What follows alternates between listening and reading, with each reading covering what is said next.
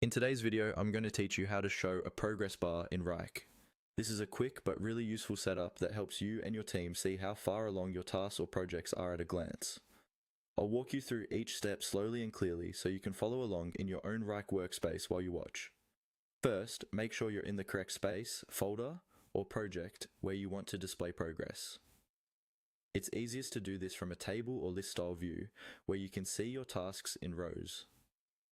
Once you're there, look toward the top of the task table for the plus sign. This plus sign usually appears near your existing column headers.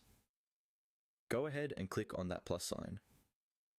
What you're doing here is opening the column settings where you can choose what type of information is visible for each task. After you click the plus sign, a menu will appear with a list of fields that you can add to your view. In that list, look for the option labeled Progress.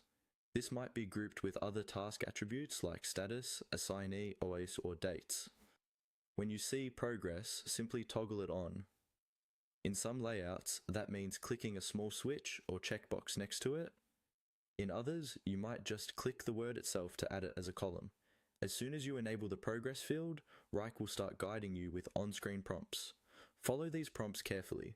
They may ask you how you want progress to be calculated, for example, whether it should be based on task completion, subtasks, or other criteria available in your workspace.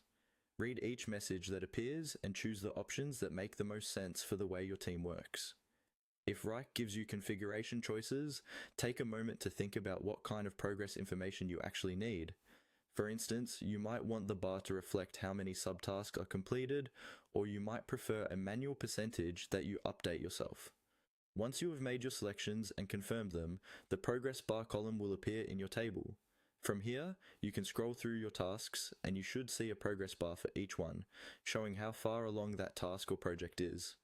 If something doesn't look right, you can always click the plus sign again and adjust your settings or turn the progress column off and back on.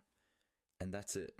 By clicking the plus sign, toggling on the progress field, and following the on-screen prompts, you'll have a clear visual progress bar in Wrike that makes tracking work much easier.